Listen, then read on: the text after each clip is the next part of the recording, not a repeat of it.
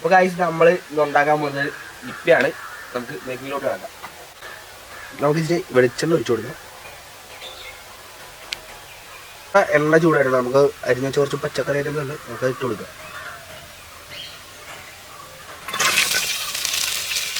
കുറച്ച് ക്യാപ്സിക്കം ഉണ്ട്, അതും കൂടി ഇട്ട് കൊടുക്കാം.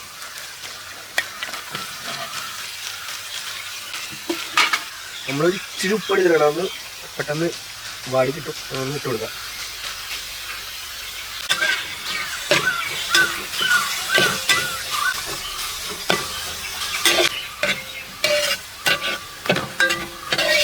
ഗൈസ് അപ്പം നമുക്ക് ഇതിൻ്റെ അത് കുറച്ച് വെള്ളം ഒഴിച്ചു കൊടുക്കാം.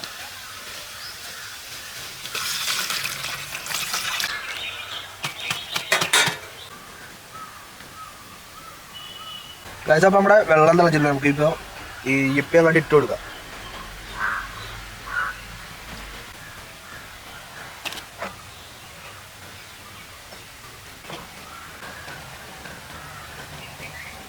ഗൈസ് അപ്പം നമുക്ക് മസാല ഇട്ട് കൊടുക്കാം.